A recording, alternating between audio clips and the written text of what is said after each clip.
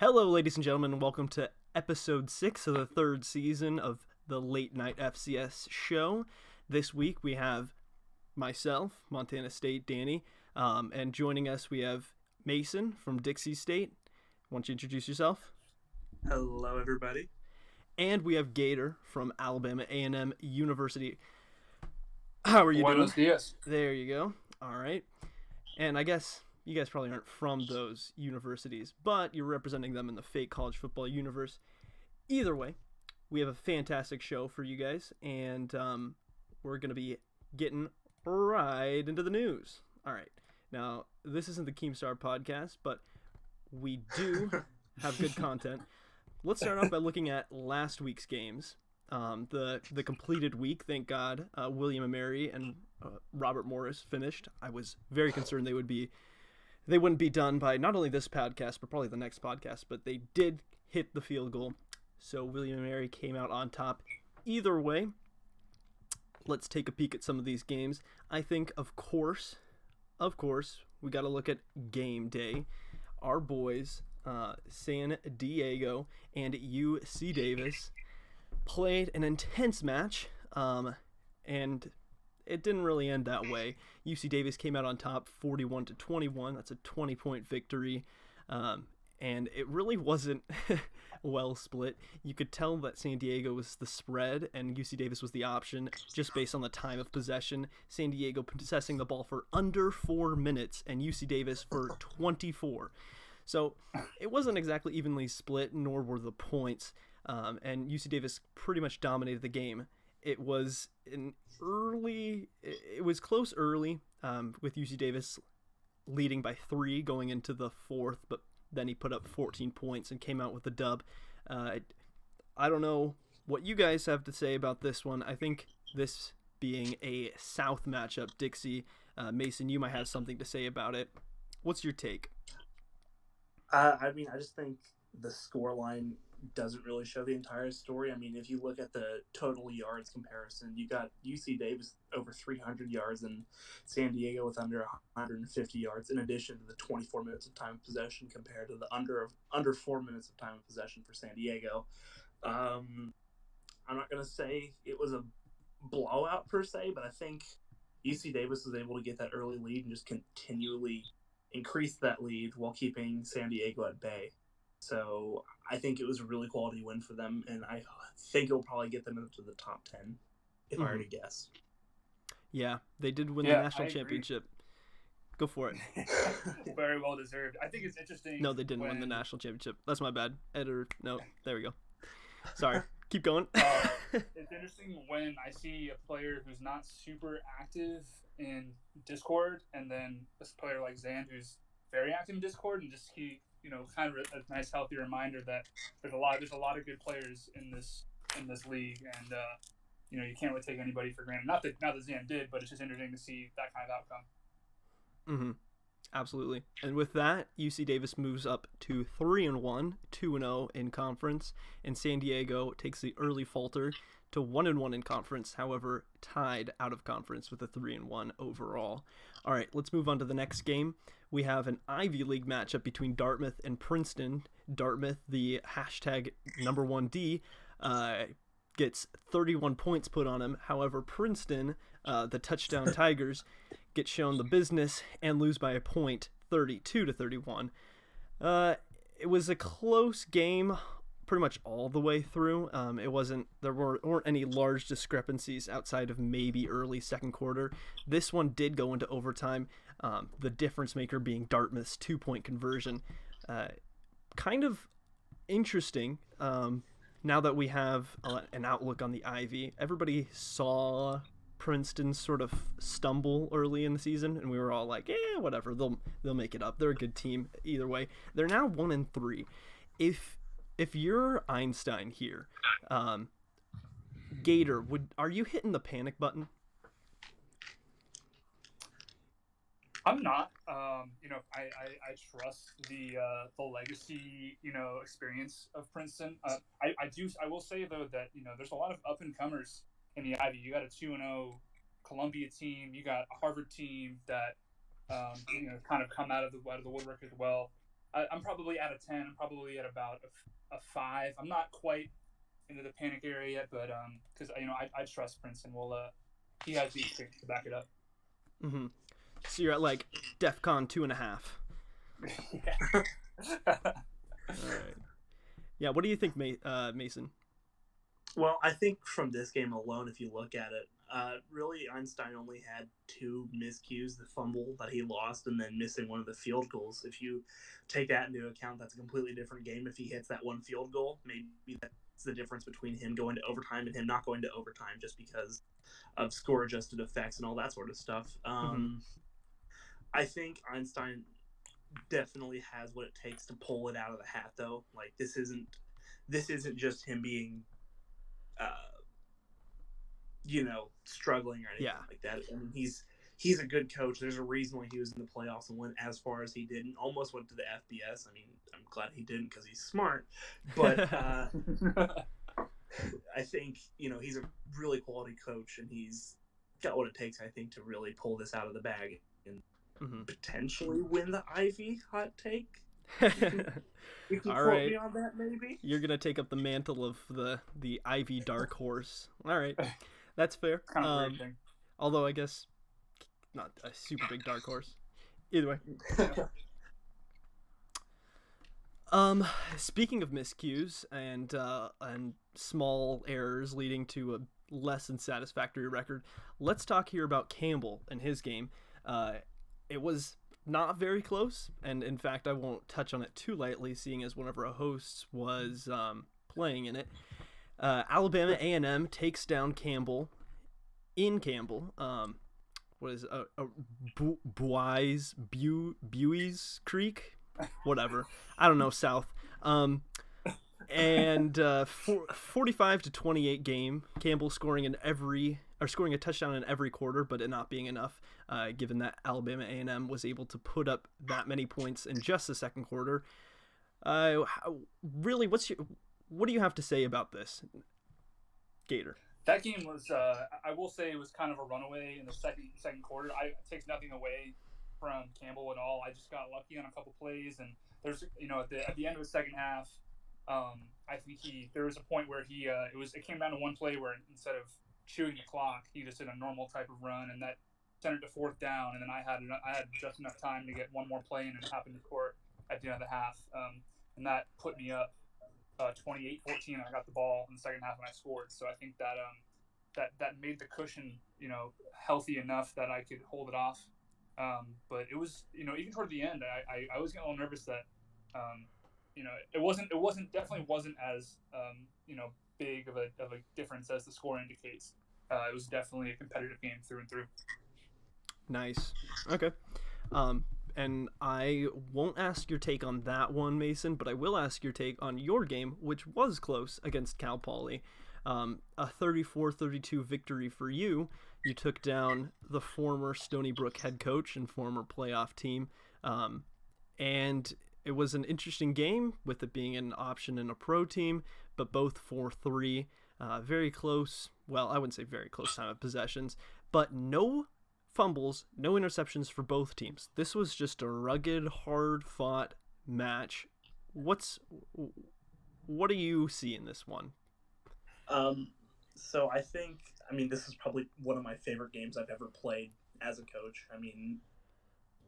Obviously getting the win's pretty cool and all, but having it be as close as it was super rewarding for me. I think honestly at the end of the day, me being able to force Keogh to kick 2 field goals as opposed to going for it as close in the red zone as he was really ended up being the deciding factor. And also me going for it on 4th and 8 on the 50-yard line and ending up being a touchdown. That helped a lot too, I think. I think though that this was it was a really clean game, all things considered. Keogh used all 3 of his timeouts. I had a slight edge of possession time. He had more yards in total. It just was a really good game, and it was a complete toss-up to who would win, and I'm just glad I was the one who was able to win. Sorry, Keogh. Nice. Okay. Well, that is a quick recap of last week. There are plenty of other games, but we've been kind of staring at these scores, these fixtures for the past week as we patiently await for Wednesday at noon Eastern. So let's head into our next segment, which is going to be the next week. We have a whole slate of out of conference that we're very excited for.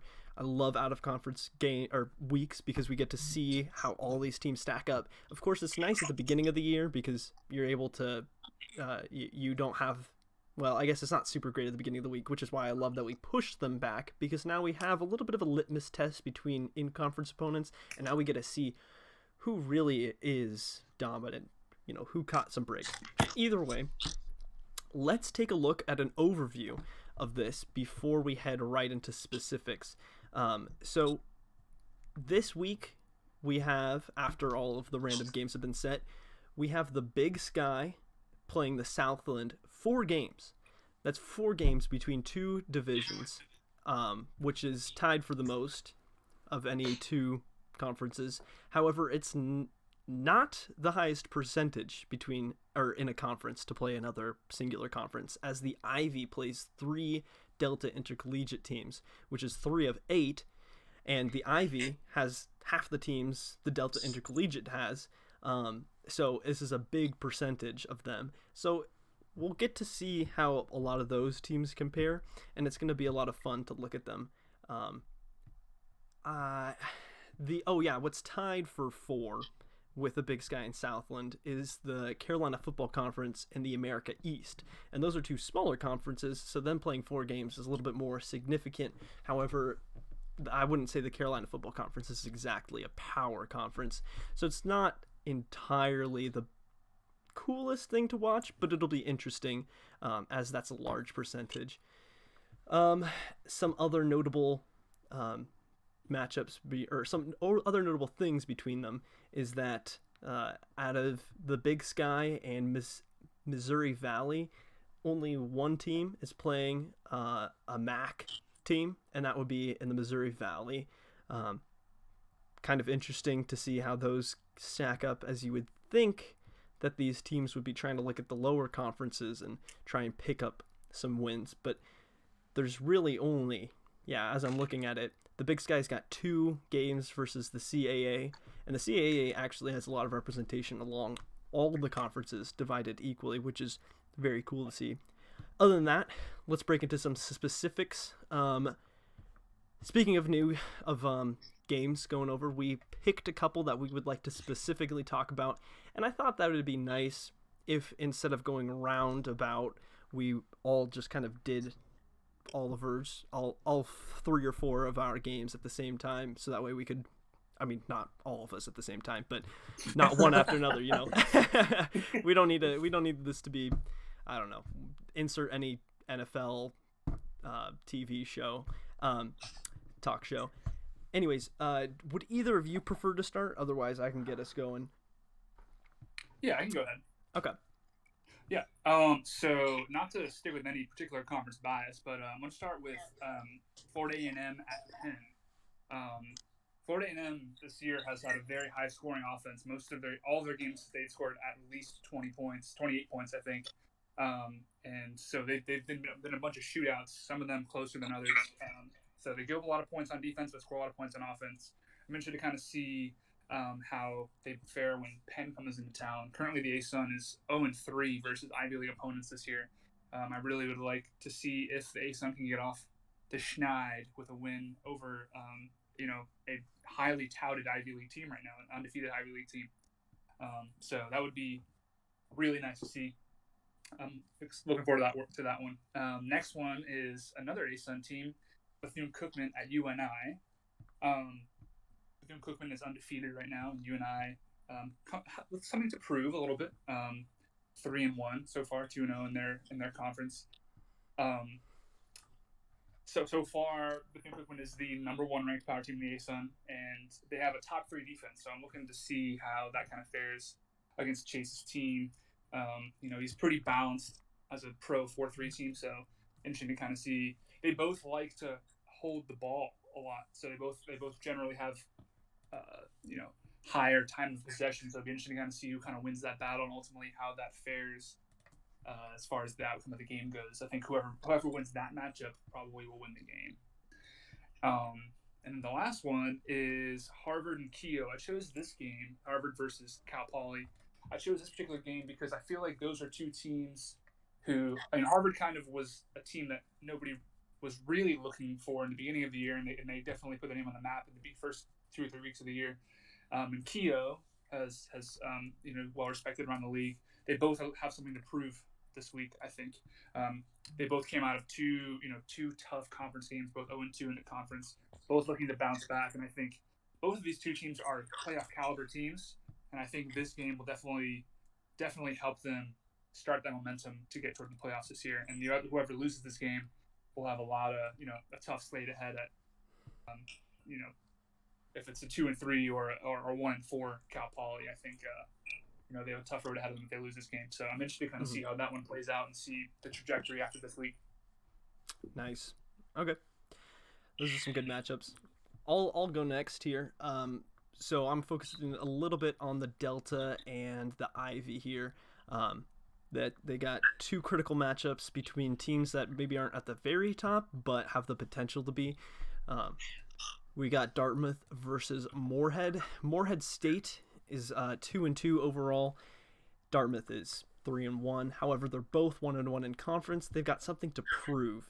They've taken steps back, perhaps, in people's minds, as we know that Dartmouth and we know that Moorhead have the potential to be not only playoff caliber teams, but win games in the playoffs. They have those potentials. However, they don't have the records they prefer. So this is going to be another one where, as you might remember last season, Moorhead State's coach being Northern Colorado and Dartmouth being Dartmouth. They went up against each other in Week 13 in a game that was pretty much a playoff game.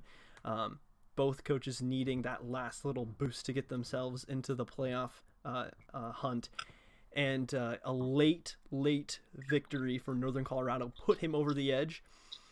And not only that, but put him in a good position to win a game against Eastern Washington.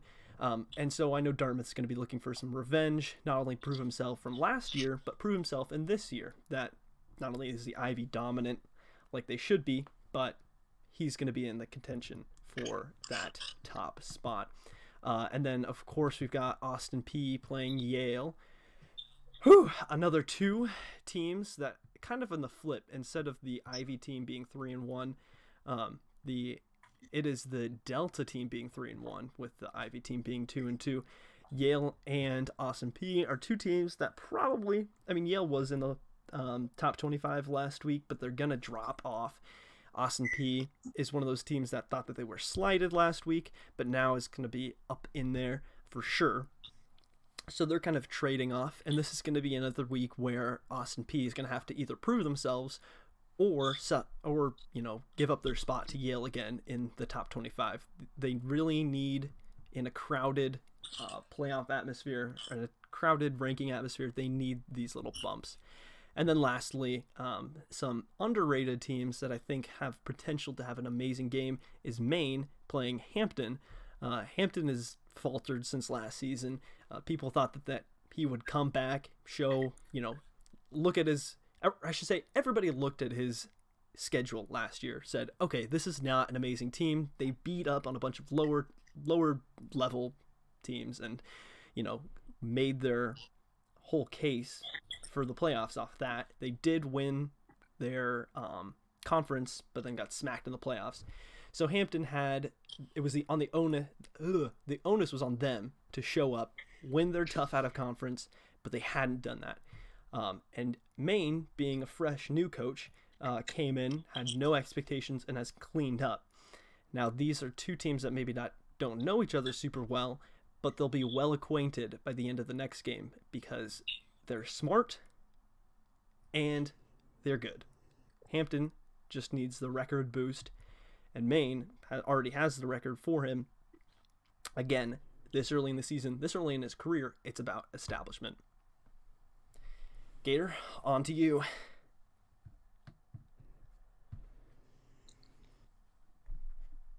Gator? Okay, so with the games I'm looking at this week, so my first game that I am highlighting is Tenney versus Tennessee State. I think this is going to be a pretty big game in the grand scheme of things with the scheduling. You've got Tenney, who's kind of not looking as strong as he did last season. He's scheduled some tough out of conference, and also lost to, I believe, Portland State. So he's definitely out for something to prove. And then Poets also, I think, on a revenge tour after losing the way they did. Obviously, I wasn't a big fan of how that game ended just from the circumstances, but I will refrain from talking any further about that. So then the next matchup I'm looking at is UNA versus San Diego. I think that's going to be a fun matchup. It's two MLR guys, two guys who scout a lot. Again, another Big Sky matchup, which seems to be the big theme for this week. Zand is coming again off of that. I'm not going to say necessarily upset against UC Davis, but it was a game that he probably thought he should have won, and I think a lot of people thought he should have won. And then Matt, after his crazy upset, although not necessarily an upset anymore, I don't think, of Princeton, kind of lost a lot of momentum, and this is going to be a game that really determines how these two teams go for the rest of their season. For Zand, it's going to be a rebound game, and for Matt, it's a try to gain as much momentum as possible. And then the other game I'm looking at is the Dad Bowl between the up-and-coming Preller-led Delaware State Hornets and the Kennesaw State Owls. I just think it's going to be a fun game again with a lot of banter. We're going to see if Preller can get up to 3-0 or if Kennesaw can get up to, I believe, 500. I can't remember off the top of my head. Bad hosting by me. Nah, you're good. 2 and 3. 2 and 3. There you go. One game below 500 as opposed to really down there. So yeah, that's going to be a really close game. I think it's going to be a fun game, and might see if we're going to see how Dad Bowl Part 2 goes. And then my last game I'm looking at is the South Dakota State game. I think this is going to be a game that's really flying under the radar of a lot of teams, but you got potentially a top 10 matchup between two teams that aren't really too active on Discord. And I think a lot of people should be looking closely at this game. It's going to be a lot of fun for both these teams. Pretty high scoring affair, I think, at the end of the day. And that's really about it from me. Nice. Yeah, this is going to be an excellent week. There's a lot of intrigue, and I feel like people set up these matchups before the season began, so there's going to be a lot of teams that were maybe dominant last season and maybe have faltered off or something, but everybody was trying to project each other's strengths. Speaking of strengths, let's get a look into what teams I'm looking at that are undefeated in conference that people might not know about or might not know the story about. So I'm going to get started off here in this segment with Holy Cross. Holy Cross, they started off the season to, a 3-point loss to Wagner, which makes sense. Wagner has to boost up their record before they could become that middling second best win for every team. And then they got a big win versus Elon, and then had a even bigger win against Central Connecticut, but of course who hasn't, a 30-point dub. And then they just smacked down Fordham, who actually has won a game, 49-21. So Holy Cross has got some of that mojo. They've got some of that 3-win clout, as the kids say. And I think they're going to be a team to watch as we get down the stretch here. Next we got Maine, who plays Hampton, as I had mentioned. They beat Long Island, who was, I don't think, coached by... No, I think they were coached by True at the time, so an FBS coach. And then... No, wait, this was last week, so maybe not. Either way, next they get Sacred Heart and Merrimack back-to-back, and those are two winnable games because those teams... Sacred Heart has been out of the game for a little bit, Jazzy being newly back. Definitely going to be a tougher one than Merrimack, but Merrimack is probably one that they can roll through. And if they beat both of those teams, they'd be 4-0 halfway through conference games, and that's going to be tough to overcome, especially in the America East. Next, of course, no ASUN person is going to be totally sneaky because they're a widely publicized conference, but that's a good thing. However, of the 3 teams that are undefeated in that conference, I think our host, Gator at Alabama A&M University, is probably the sneakiest. I don't know if you guys had noticed, but they are undefeated in conference. However, we'll let them explore that further in the ASUN show, which you should totally be here for. Is it gonna be tomorrow? Yeah, tomorrow night. Mm-hmm. Tomorrow night. So tune in, same time or earlier? I think we're gonna kick off. It started at 9, I believe. 9 Eastern? Okay, sweet. So it'll be an hour before. Yep. All right, moving on to the West Coast, we got Portland State, who might be 2-2, but those 2 wins are in conference. They defeated the Idahos, Tenney, who was a playoff team last year, and Idaho, who has recently quit, however, was a good team to play.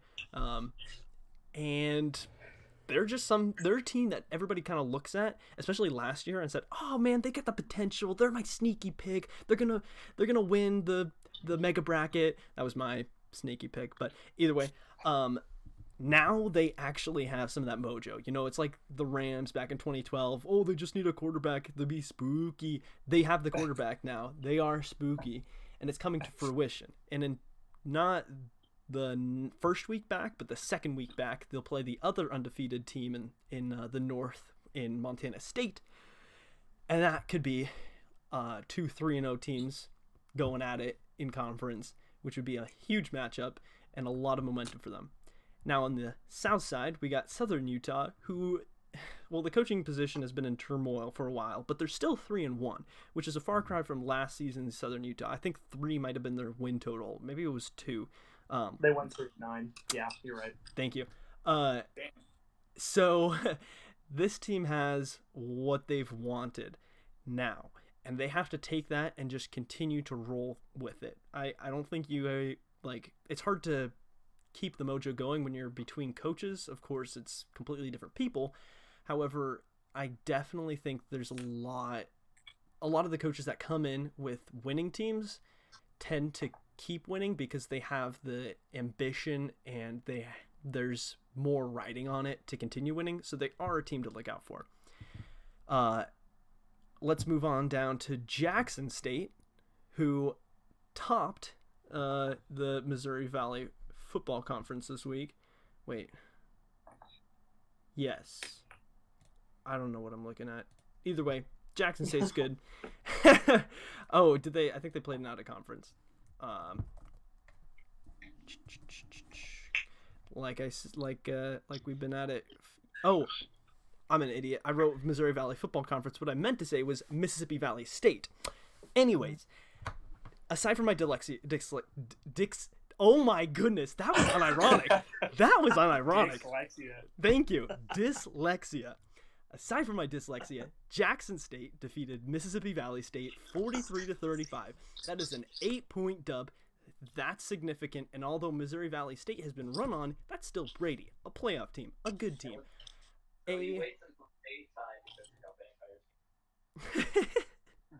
All right, moving on. Jackson State has that mojo. They're 2-0 and a good Delta Intercollegiate. Look out for them. Watch out.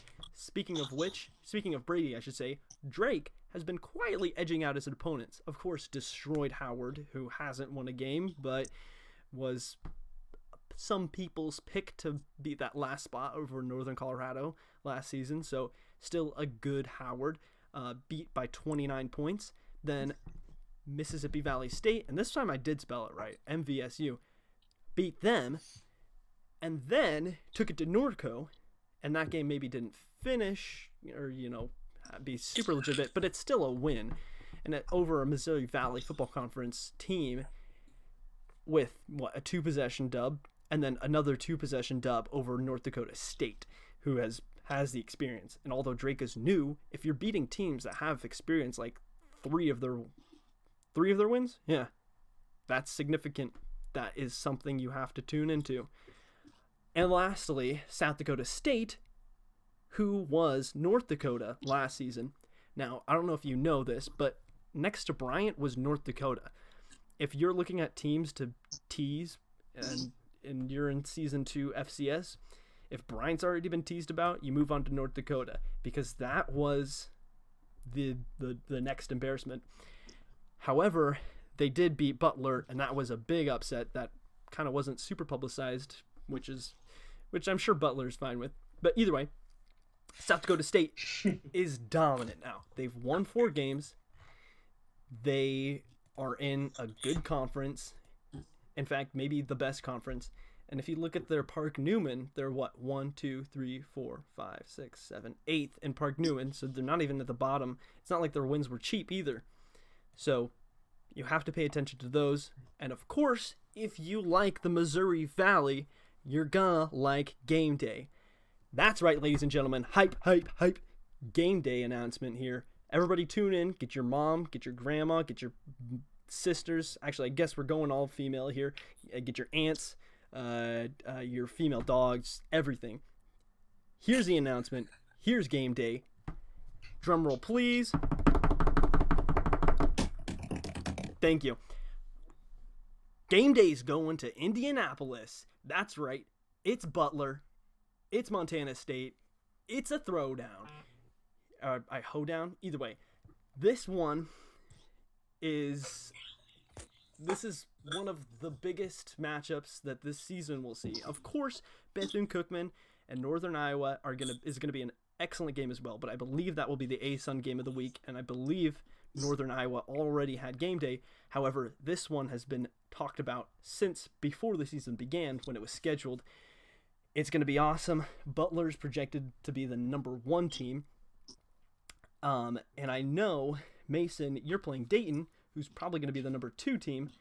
I'm not going to go too far into this Butler game. Not only do I not want to spoil a lot of the maybe scouting or searching that I've done on them, but just as another Big Sky team taking on another top Missouri Valley team, what is your take on this game day? Oh, man. I mean, this is a huge game for not only the conference, but for the whole league in general. You've got a potentially number 1 team versus at least in my opinion, I think I had you at top 15. So that's a huge ranked matchup, and everybody loves ranked matchup games. I think it's going to be a crazy game through the end. I don't remember what kind of offense Butler runs, but I know you run option. Yep, they're spread. So I think, okay, so it's going to be spread. I will spoil versus that much. Option, which is the matchup that God intended. So we'll see how much the possession battle will skew, but I think it's going to be a great game. I know that both of these teams are very quality coaches, and I'm just excited to see how this game goes on. Yeah, I'm excited too. From the outside looking in, Gator, what do you have to say? Feed my ego or whatever, or tank it. Well, considering I was the sub who subbed in as Iwu last week, I only having played you for about a half's worth of game time, I know that you're a very, very valiant opponent, and I know that I'm excited to kind of see how the Missouri Valley Conference kind of shakes out this week, because this is the first. This is two major tests with their top their top teams in the conference. So I'm excited to see. I think based off what I saw last week, I think it's gonna be a very, very high profile, great game to watch. I'll be watching. Mm-hmm. Yeah. All right. Well, we won't go too in depth. I guess I will speak a little bit. Not gonna delve too far, Butler. But this is going to be a fun one, not only because, like you were saying, it's option versus spread, but because these are 2 teams. I mean, actually, it's going to be very fun option versus spread. It's going to be it's going to be 300 rushing yards versus like 400 passing yards. Either way. And then like 2 minutes of possession versus, whatever. Anyways, but because there's been a ton of talk separately between these 2 teams. I don't think Butler and I have been paired together in talks for too much. Even last season when we were looking at teams like, who's going to be a seed, who's going to be a champ or whatever, it's always been pretty separate. However, Butler has always been Drew's number one like scary team. You know, oh, I don't want to play them. I don't want to play Harvard. I don't want to play last season's Penn. Either way, that's my favorite dark horse pick. Either way, it's been a lot of talk, not necessarily between these two teams, but now getting these two to play each other. I'm talking as if I'm not in it. Either way, will be fun. And again, like, I know I was saying, oh yeah, it's gonna be one of the top Big Sky, one of the top Missouri Valley, but we get two of those this week with your game, Mason. So I don't know. I'm just very excited all around for the week. This one is just gonna be very big, very high profile. I want to get that number one dub. I want to break the curse. Okay, so moving on. This has been very well structured. I'm very pleased. Okay, we're moving quickly, which is good. We might throw in another segment. However, we still have more. We're going to play a game here, a new segment. It's Would You Rather. And this one, like we've been talking about, like I've been talking about realistically, playoffs, is going to be playoff specific. Our hosts have not been keyed in to what the Would You Rathers are. So this is going to be off the cuff. Thank you. Thank you to myself. Off the cuff, but it is going to be cool. Okay, I've got them up. Here we go. So I'm going to send this one first to Gator. Would you rather be the best 3-1 team or the worst 4-0 team? And this by just, let's say, most metrics. Was that to me? Yes. You cut out for a second. Okay. Oh, sorry. Yeah. I would probably rather be the worst 4-0 team. It's like everyone who graduates med school is still going to end up being, the worst person who graduates med school is going to be a doctor. I think at this point, for me, and I'm not, this is somebody who's never experienced a committee before. They would probably value wins as the highest, most important thing. I would imagine. So I think I would probably rather be the best the worst 4-0 team instead of the worst 3-1, the best 3-1 team. And I think it puts a bigger target on your back, and you have a lot more to lose should you falter. But I think I would rather be the worst 4-0 team. All right. What about you, Mason? I'm going to not only just play devil's advocate because I want to make this show more interesting, but I believe in this. I'd honestly rather be the best 3-1 team. You've already got your season. And I think at the end of the day, Park Newman is a huge determinant for what you're doing, for how good of a team you are. And I think a lot of 3-1 teams that are the best 3-1 team probably might have higher Park Newman than the worst 4-0 team. And at the end of the day, you're looking at matchups that you won versus matchups you lost. And I think the committee values the matchups you win more than anything else, honestly. Mm-hmm. Okay. So I'll speak briefly on this as a member of the committee, just from like that perspective. I think being the best 3-1 team, if the playoffs were week 5, being the best 3-1 team would be better than being the best 4-0 team. However, you did mention before that it puts a target on your back, and you have a lot more to lose, etc., etc. And I didn't think about that, but I do have to kind of side that way. I still think I would be the best 3-1, but I see the point in being the best 4-0. That way you can, if you have the opportunity to win out, and if you do win out, of course you're going to be maybe the best, maybe the top seed, definitely a top 8 seed, get a bye. But then also you're guaranteed, if you're 4-0, to have 2 wins in your conference, which is a big thing. And then also there's a good case to be made that you don't have a loss, which means you haven't seen the bottom of your potential or whatever. Either way, that is a good discussion. I didn't think that would be so clear cut, but awesome. All right. So next one, and we'll go to Mason first for this one. Would you rather have a bye or get into the playoffs, not have a bye, but win your first game? I think having a bye would be. I would rather not have a bye, honestly. I think not playing for a week gives you more rust than anything else, and I think or for 2 weeks, I guess. And it's I think far more harm than good. I mean, yeah, it's a lot more sexy of a pick when you're like, oh, I'm one of the top teams in the fake FCS, but at the same time, I think the teams that go in to the playoffs with that first win are coming in with more momentum. And if I'm a team with a bye, I'm more scared of a team that's coming in with a lot of momentum than myself just basically getting a win handed to me without having to play a game. Gotcha. Okay, go for it. I'm gonna play devil's advocate here with you, Mason. I think I like having that cushion of having a week to spare. You get, for those of us who scout, you have an extra week to scout and watch that essentially live. Also, you run the risk. If it's like, for example, if you're watching like a 5-12-esque matchup in the playoffs, and I'm not sure if that's the actual seeding, but in a NCAA tournament, there's a chance that you're going to see a 12, a team that's maybe a lesser ranked team upset a higher ranked team, and that gives you a better opportunity to win in the next round. I know momentum is big, but I think having that extra week gives you a lot of time to scout, and I think it gives you a better opportunity to kind of let the games flesh themselves out, and you get to kind of, I think for me as somebody who scouts, I think it's just huge to be able to watch that unfold in real time. Mm-hmm. Okay. Yeah, I think that for me, it sort of depends. Like, if I'm playing a team that scouts heavily, then I would rather not give them an extra week to go off of, and I'd rather have an extra week to go off of. And then, of course, getting to watch it unfold is great.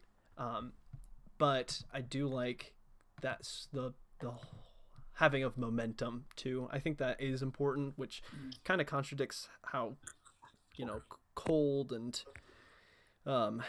whatever machine-like scouting is. But either way, if I had to pick, though, I would say, assuming I'm guaranteed a win, No, even if I'm guaranteed a win in the first round, I'd still think I'd rather have a bye.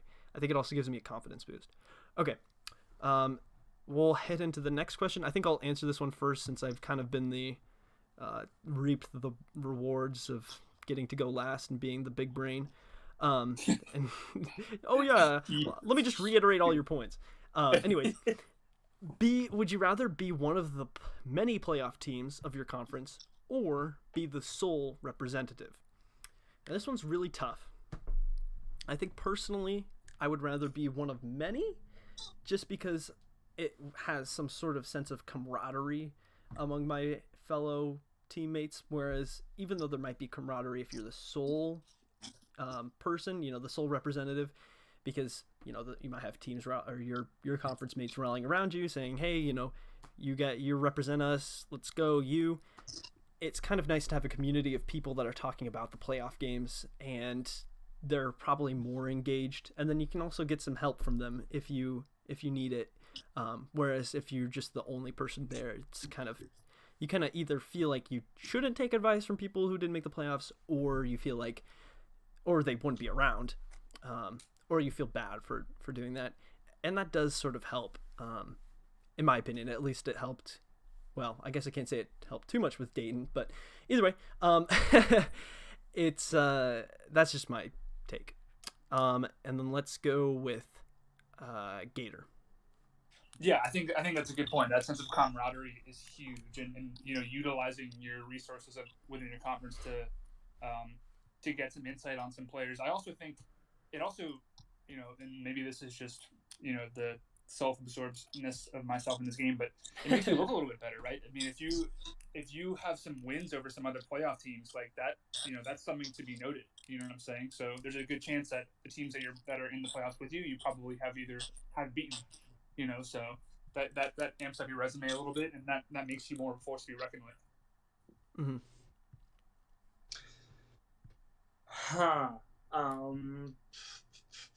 Sorry. You're good. This is tough. Yeah, it really is. I mean, being a team that last year I was in the American East when Kia was our lone representative. Now coming to the Big Sky, where I think a quarter of the playoffs were Big Sky teams. Mm-hmm. I think I also have to agree that winning outright. I mean, you just have this is gonna sound like a stupid reason, but you have that clout behind you. Oh man, he's the only guy. He's the only person, or she's the only person who represented their conference. They kicked ass during that conference play, and I think again having that is awesome. But again, being the kind of the spooky person that won out is pretty powerful. As this game is partially a numbers game, but it's also a mind game, and I think there is a little bit of an intimidation. Oh, this guy did crazy good in their conference play and out of conference play too, I guess. Gotcha. Okay.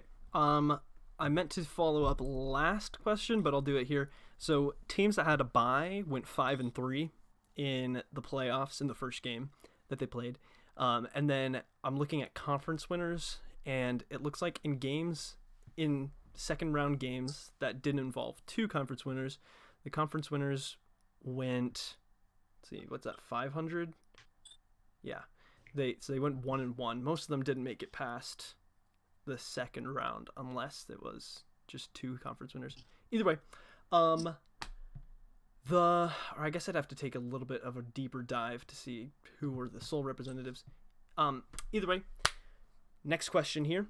Would you rather sneak your way into the playoffs or dominate your way in? And this kind of has to do the same thing with the last one, but it's a bit different of an angle. We'll start with you, Gator.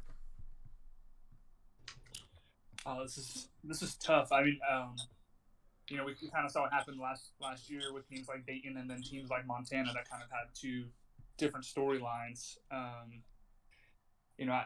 I've never experienced the playoffs yet, so who knows how valid my particular opinion is. But I think I don't know. I think I would probably rather sneak into the playoffs. That's definitely an extra confidence boost. You're sitting there in the bubble, I feel like that kind of mind game that Mason mentioned, where you kind of feel like you have something to prove. Like there's a little bit more than just a numbers component to your game, right? You feel like you have a chip on your shoulder, and I feel like I probably would rather sneak in and prove myself, and have to prove myself than come in undefeated, for lack of a better notion, and just kind of like be like I said, it's more of you have a lot more to lose, you know what I'm saying? So that there's a lot more pressure riding you on you in that point. Gotcha. And you, Mason? Oh, he's typing. I'll go for it. Oh, pardon? Oh, I just didn't know if you were typing and if that was if you had to do. No, I was just gonna be trash talking. I encourage that as well, but give us your take. I think also sneaking in I think it's better. I mean, that's what happened. Or actually, no, it didn't, because didn't Cal Poly win the Big Sky? Okay, yeah, never mind. But I still think sneaking in is better because you are that dark horse pick, and I mean, everybody knows how sneaky dark horse picks can be in this league, or at least allegedly how sneaky they can be. So I think having that chip on your shoulder and coming in again with momentum, because I think a lot of these teams that are going to be sneaking in aren't going to be your top seeds. They're going to be your seeds that are coming low and have to prove. And if I'm a team that is playing them, I'm scared, honestly. I'm way more scared about a team that had to win out or completely prove to the committee why they are a better team than everybody else to get in, and just winning a conference, in my opinion. Okay, nice. Yeah, that's a good point, because it really depends then, like, who are most people scared of? The team that maybe won out in a sucky conference, but they have a good record, and winning is winning, or are you afraid of the dude that just destroyed everybody on their way to their playoff matchup? Either way, before I delve further into this question, if you have any questions, the audience, you can post those in the late night show chat, and we'll get to those in our next segment after here. However, what I'll say is I'll play the devil's advocate, and I'll take the side of the dominant team, because I do think that a lot of teams will be afraid of a huge team. Of course, it's exciting. It's very exciting to play one of the top teams, because if you lose, it's like, oh no, I lost to the top team. Oh no, I guess I'm just not the best. But if you win, then maybe you are the best. So that is exciting. However, I think it is daunting, and it can make people a little afraid. Like even now, as I'm preparing for Butler, it seems daunting. Even if Butler was an 0-4 team, and I looked at the scouting and I looked at all the stats and stuff, maybe I'd be like, oh, okay, so they do this. This is easy. But because what they've been doing has been working, it makes me afraid. So I think being the dominant team to go in gives you a little bit of an edge. There's a case to be made either side, and I think it's closer than I initially thought it was, but I do like having that dominance, because even if you're a sneaky pick, if you lose, then it's like, okay, nobody really talked about you. But if you're dominant, even if you lose later, it's like, yeah, but people at least noticed me, which that can be cool depending on how self-absorbed you are. Okay.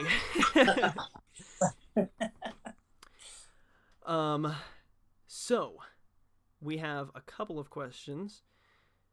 Let's see. Oh, well, we'll do this. Will I be talking through the Hunger Games simulation? We will all be, because we're going to move to general where everybody can talk, but I will be talking about it and doing it. That's just going to be the focus of the after show. But yeah, that's that. I don't think I pinned the other question that was at the beginning of the show, so now I got to do a little bit of exercise in my scrolling finger.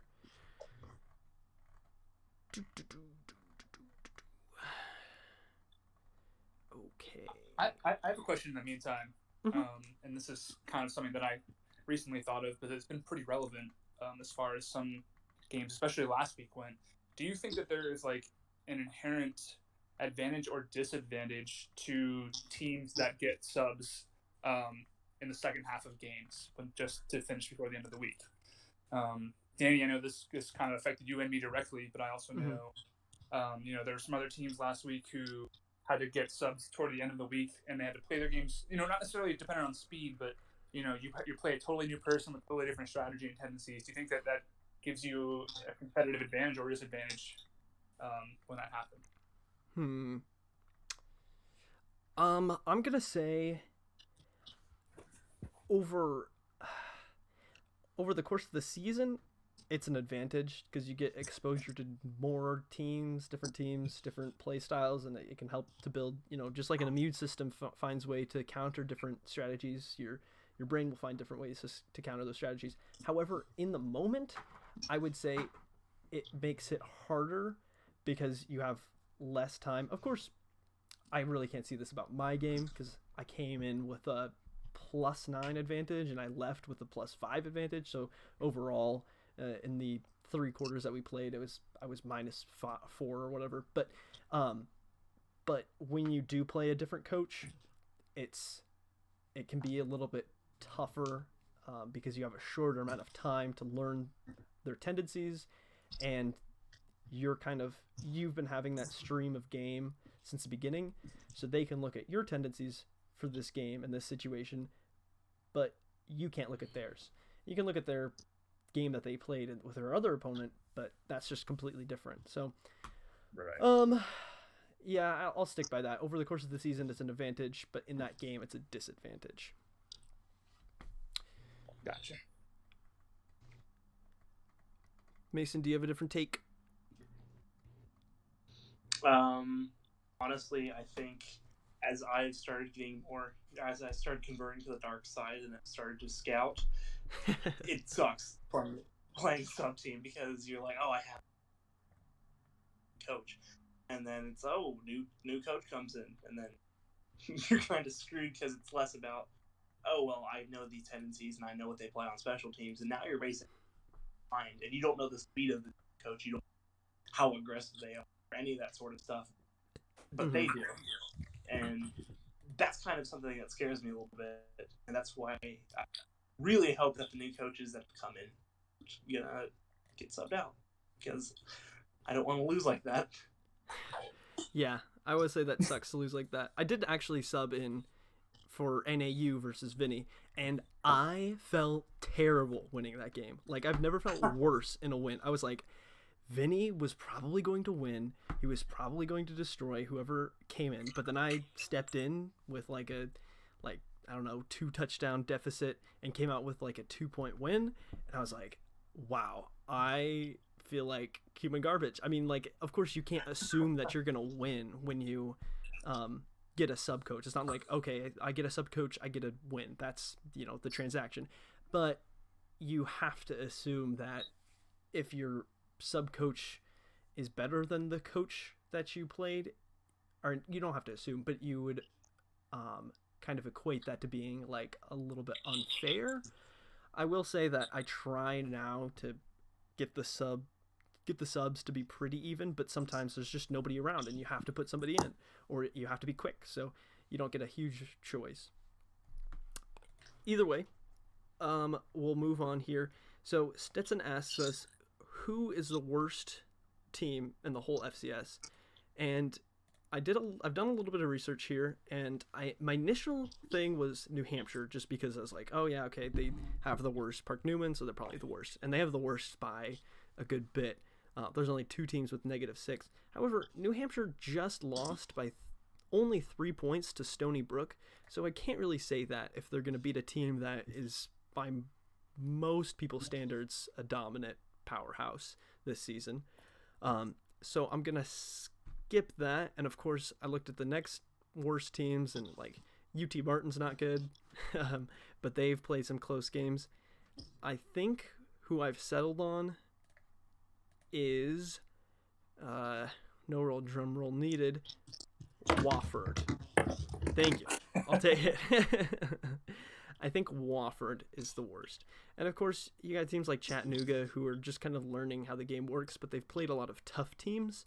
But a team like Wofford, they lost by 30 points to Rhode Island in week 1. They lost by 5 points to Prairie View, who nobody ever knows who that coach is, but good job for them. Then they lost to Western Carolina 7-16, and Western Carolina is the classic case of winning or losing a game by 16. And then North Carolina Central by 7-8 points. So they just haven't played good games. They haven't looked good. I don't know. I'm looking at all these teams here on the 12-12 site, and that's the one that sticks out to me most. Do any of you guys have any different takes or anything? I will. I think I'm going to go Central Connecticut, and I know somebody just brought this up earlier in chat. I'm not sure, but they brought up a good point. I mean, the American East, it's a good conference, but I think they played Bryant, they played St. Francis, both 2 very good teams, but they have just gotten utterly blown out in 3 of their 4 games. One of their games versus Robert Morris was pretty close, but it's not necessarily, Robert Morris isn't necessarily a powerhouse per se in this league. So I think based on just performances alone, they probably have one of the worst point differentials in the league. So I'm probably going to go with that. Mm-hmm. Okay, that's a good point. So I think, and this is going to be something that's kind of controversial, especially how they finished the season. I gotta say it might be Howard. Especially with the expectations they had for even being the last team out, or whatever you want to call it. They played neg. There's no arguing that. I mean, yeah, they have a pretty decent ELO, but I mean that's also coming in from last season. They've hit a hard place real bad, and I think that it's a lot worse than it actually looks. Mm-hmm. Okay. So, I guess this isn't really a question, but somebody's looking. System was also asking about an eliminator style article, and in fact, we have had several people who have wanted to start it. One including the committee chairman. However, most all of them were either committee members or close enough to that it was like it would have been almost a conflict of interest to do it, because you have like insider information that you're dropping, like, oh, you can't make the playoffs, and that coming from somebody who is well respected and on the committee is kind of not great. But if it comes from somebody else who isn't close to that, then I think it would be fantastic and can absolutely be done. It probably would have to be either by somebody who is from season 1 and paid attention, or somebody who has studied that a little bit or studied the last season's records, because it's a bit different this season. We've had a lot more completed games. Pretty much every team has been accounted for every week, aside from a couple of reschedules. But last season was way different. We had teams that we were considering who had, like Georgetown, who had won like 5 of 6 or something like that, and it just was really hard to evaluate. But this season will be the real litmus test. If it doesn't happen this season, then certainly somebody should do it next season.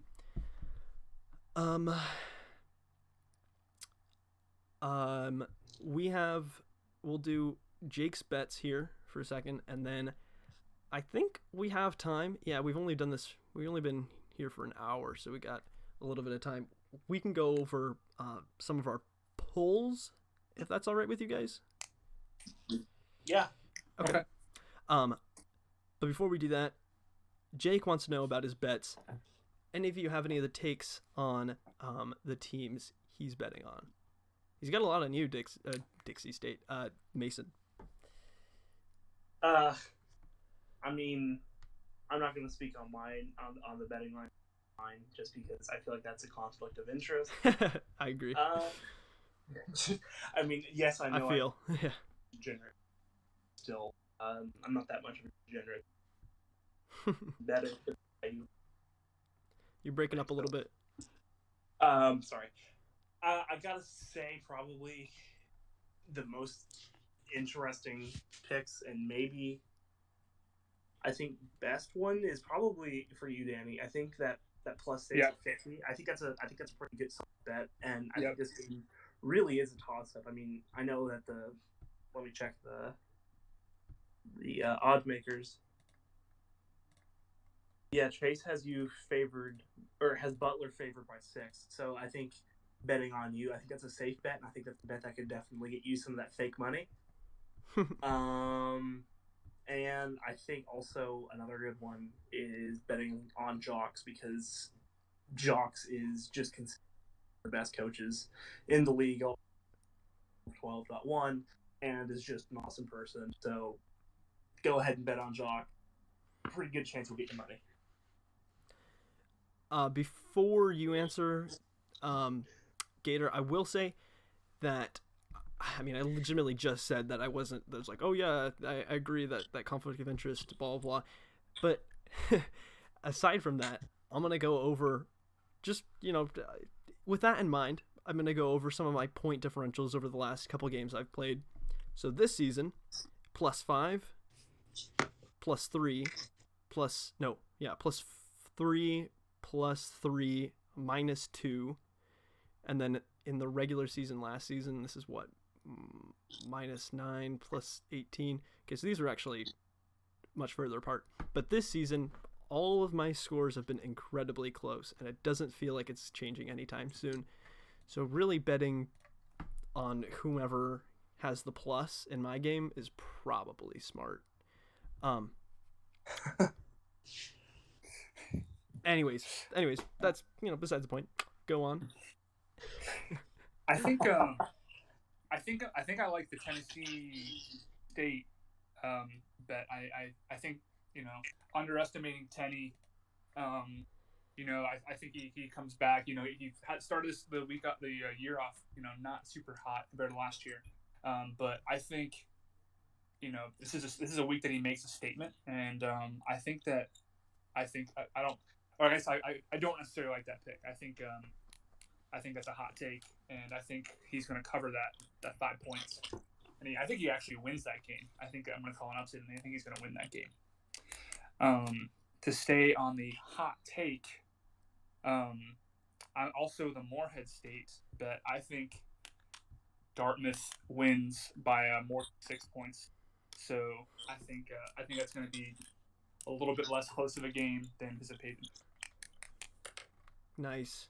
Okay. So let's do. I'm actually going to grab my poll here. let's go over some of these polls that we did.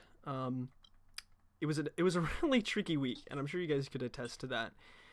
Not very easy to rank all these teams. There was, these midweeks, as you were saying, are very tough to rank because you have all these teams that are 2-2 or 3-1. Everybody's records are pretty similar. It's just really hard to get a good handle on what what wins mean more than other wins. So let me post down my poll here in chat, and I'll briefly discuss it. Okay. So I know I'm going to get railed for it, and anybody who posts any polls is going to get railed for any other polls, and that's fine. But I got to start at the top with Butler, number 1. Best wins, huge wins, no reason to take them down. They're 4-0. Dayton as well 4-0. Bryant as well 4-0. Bethune-Cookman as well 4-0. I looked at their wins. I looked at not only their margins of victory, which I don't pay as much attention to, but the quality of their wins I looked at. And then, I had to put Bryant, or not Bryant, oh my goodness. I did rank Bryant number 3 and number 6. That VFB had to point that out to me. He didn't get those points. I did switch it up. However, the 4-0 teams take it, and then I put Penn at 5, and I know Jox is going to draw a huge issue with putting her above me, but realistically, looking at all the games, I like her slate better than mine, and here's where margin of victory does take into account, because all my games have been super close. I haven't felt confident in them, but her wins have been convincing against convincing opponents, so I just really enjoyed those. And then Northern Iowa, who comes from a very tough conference and got the win. Why am I looking here? Okay, here we go. Drake, who I feel was way underrated. They did get a number 1 vote, which I feel boosted them way up to the Uga spot of number 14.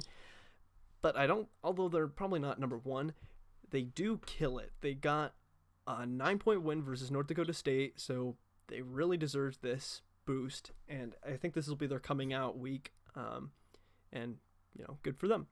And then Jacksonville State, who re-showed, oh my goodness, Jacksonville State, much like the actual Jacksonville State this week, showed just exactly why he deserves to be way up here, with a blowout win versus Chattanooga, much like actual Jacksonville State, even though that was like 2 weeks ago. San Diego faltered a lot. It was a big loss to UC Davis, but I got to keep them up there. I know I still have UC Davis below him. Just, I think you can't use these as power rankings, so I've got them, where I feel their relative strengths are. And then Stony Brook, number 10. Sorry, not number 14. Stony Brook took they did win, but they won with such small margins against one of the worst teams that I've seen that I couldn't justify boosting them up or even keeping them pat. So I had to leave them there. FAMU, who did lose, I took down a little bit.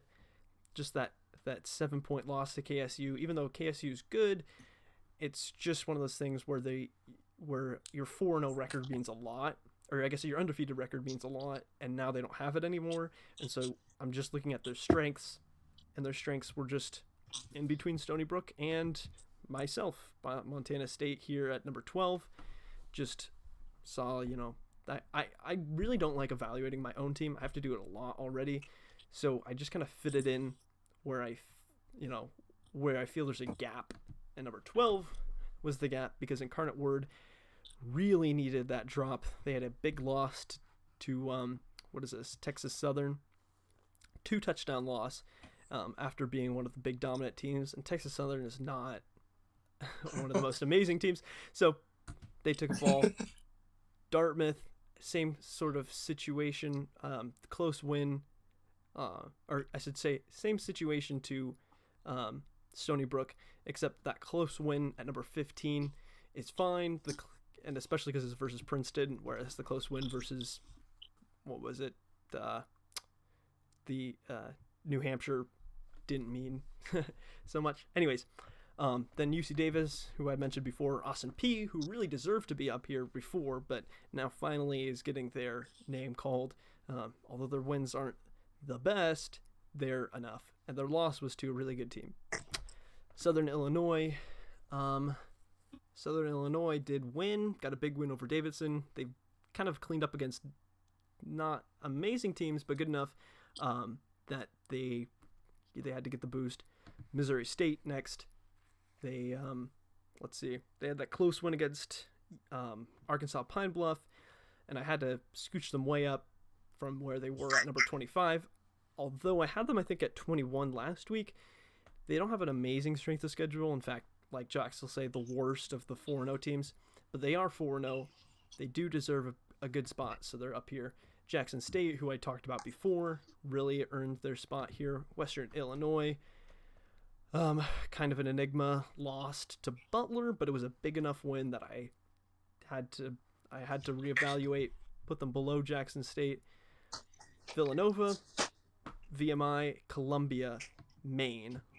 All teams, well, no, Villanova dropped, but VMI, Columbia, and Maine really deserve to be up here. I will go in too depths with those because I didn't look at them too much. I just needed people in there, and I know that's not great ballot work, but regardless, that's just where I am at. So, let's see. We have probably time for one of your guys' ballots.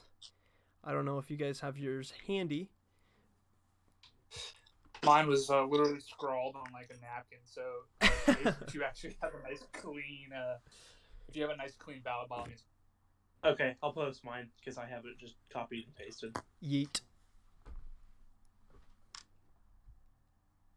Okay, so I know there are some flaming hot takes on this one, and I really don't care.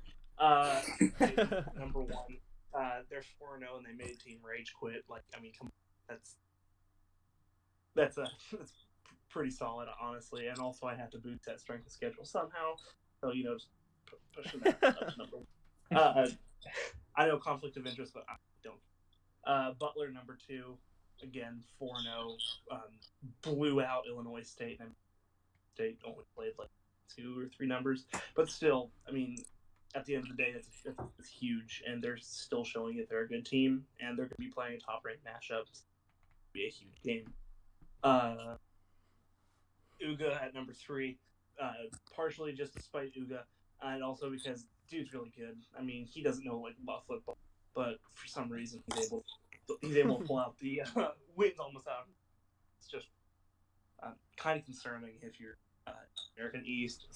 Speaking on the American again, VFB for Brian at number 4 again. Just honestly, I'm going to say I'll be good. I know I love State or Jacksonville State.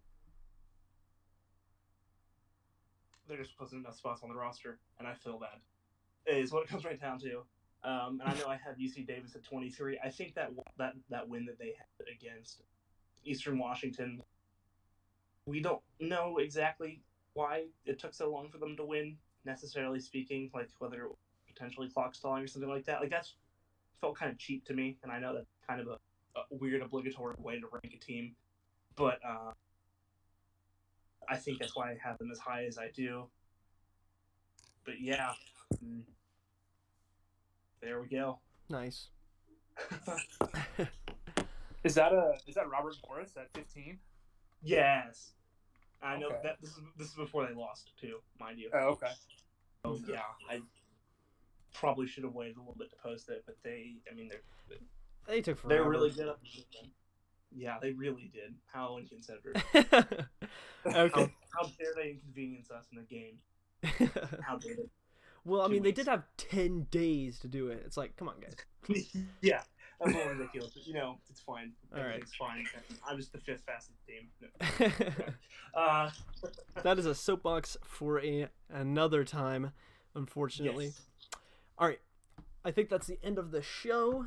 If you liked it, give it a like, give it a subscribe, smash that like button. Unless you're watching this on I don't know. I was gonna make up something on ESPN. In which case, Pornhub. thank you. Unless you're watching it there, then give us a. I don't know. What are they? I guess it's still likes over there. All right. Either way, this is getting drawn out.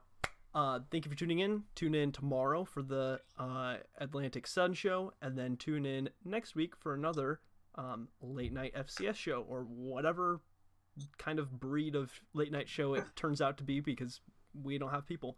Anyways, have a good night, and can't wait for the after party.